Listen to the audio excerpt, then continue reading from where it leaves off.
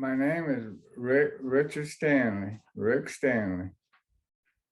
I go by Rick, but it's Richard. And I was born on August 6, 1956. And I grew up kind of, well, at first I grew up in the back of my grandma. My grandmother had, on my dad's side, had a garage apartment, and I grew up back there with my mom and dad. And but they wasn't too much in the picture because they was alcoholics too, and they wasn't too much in the picture. So I don't remember much until when they split up. We had just moved to a little bit bigger of a house, and around in another neighborhood in Georgia. And I grew up there for a few years, and when they split up, I stayed with my mom. And she was a big alcoholic. And so I kind of like grew up taking care of her. And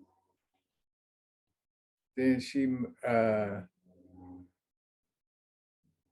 found a guy, and she started dating a guy that and wound up marrying him. And so my stepdad, and he was an alcoholic too. What year did they get married? I don't even know. Do you know about how old you were? I was about 10 years old. Yeah. At that time, and they had been dating for about a couple years before that. But they got married when I was about 10 years old. And he was in the army, and he had been drafted into the army. And he had to go to Colorado Springs in the army. He was stationed in Colorado Springs. And so my mother kind of like, she kind of like left and went with him. And my dad kind of like,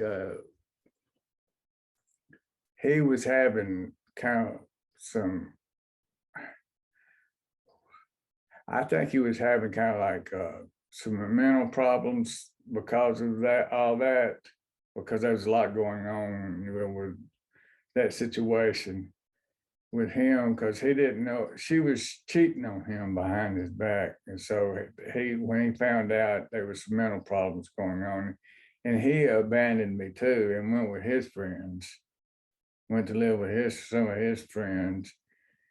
And he was just more or less getting out of the situation that he was in. And my mom, but I held a grudge against him and my mom because they both went their separate ways and kind of like just abandoned me. And I was living on the streets and in my friends' garages and houses, basements and stuff like that. Occasionally I would get to sleep in. They would hide me, and I would get to sleep in their rooms, at the foot of their bed or something. They would hide me in their room at night and let me sleep there. And so I grew up with a grudge against them. Yeah. And that kind of like was turned into a grudge against everybody, because I had a big chip on my shoulder at that time. I thought the world was against me. Yeah. And but then I just learned to kind of like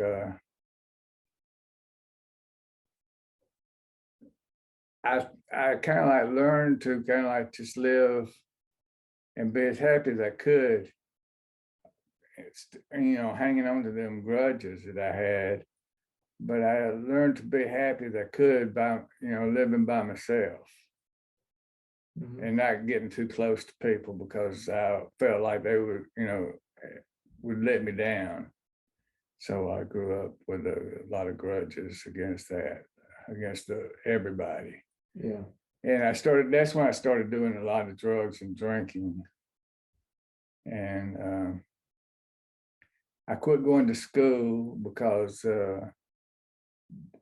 the at that time the teachers they didn't want to have nothing to do with me because I had got a reputation for being just a bad kid because I had so many grudges against everybody. And they didn't, so they just would send me to the back of the class and let me go back there and do what I wanted to and not pay attention to what was going on in class. But as long as didn't bother them, they was okay with me doing whatever I wanted to. So I quit going to school. So I just quit. Basically, I just quit going to school. I would go hang out in the parking lot so I could sell my drugs and drink in the parking lot, and the kids would come out there and buy drugs from me and stuff. So I would just hang out in the parking lots at school. And I quit going to classes though. I just did what I wanted to do, and I would live. That's when I started living with some Cherokee Indian friends of mine, and because I had Cherokee blood in me from my mom's side of the family, and I had some friends that lived up the street from my grandparents' house where I had first initially grown up in that garage apartment. And I started living with them. And that's when I was living in, we built a kind of like a little hut, and we would kind of like roast hot dogs and stuff on the fire, and I lived in that hut for a few years. How old were you at that time? Probably well, from the time I was about 10 years old until the time I was about 16, I would just live with my friends in there and in the hut. And then I started working for a guy, and he would let me stay in his, and he had a horse stables, and I started working for him, feeding the horses and stuff, and he would let me sleep in the barn. And I grew up just sleeping in the barn at that time. And then I was still bouncing around, just trying to figure out where I was still mad at the world and bouncing around, just living here and there where I could. And I started living with some hippies at downtown Atlanta. And that's when I really started selling a lot of drugs, because they started making drugs, and I would sell the drugs, and I started doing a lot of drugs with them, and when I would go, and then and during the weeks, sometimes I would go back to my Indian friend's apartment. He had moved. His dad that lived in that where the hut was.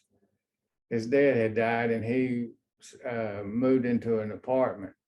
And he would let me live there. He would let me stay there during the week, and on the weekends I would live with the hippies. So, and I would ride the bus downtown and stay with them, and stay with him on the Indian friend of mine during the week.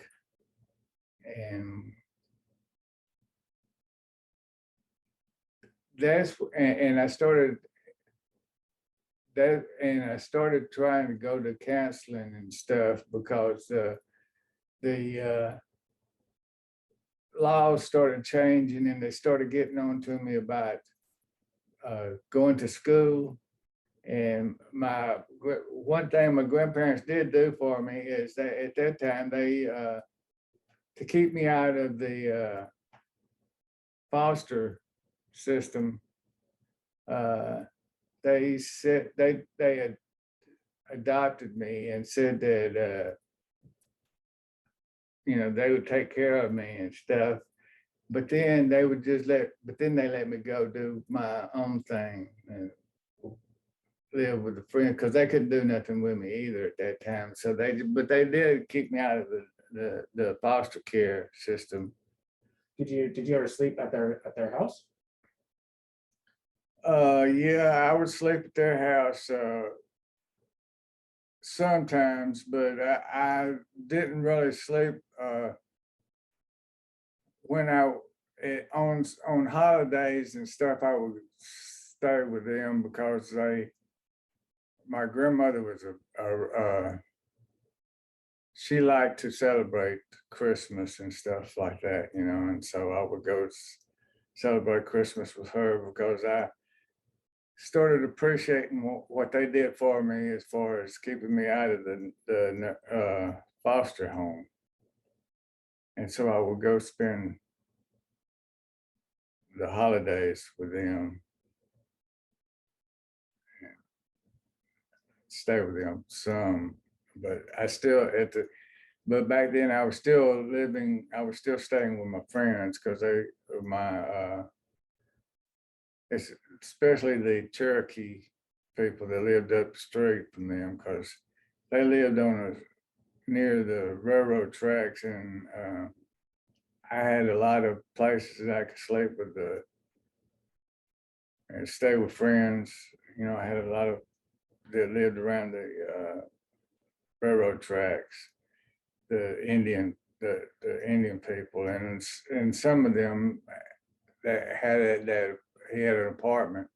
He finally sold his house that his dad had, and got an apartment. And that's when I started living with him in his apartment. He would let me stay there during the week. And I grew up with him. Basically, I stayed with him till I got to be like 20 years old. And then I got my own place, and I would take care of my mom, because back then, my mom came back into my life, and my dad, they tried to get back into my life, and because they wanted to make up for the way they had treated me. Mm-hmm. So they wanted to get back into my life, and I didn't want to have nothing to do with them because I still had that chip on my shoulder.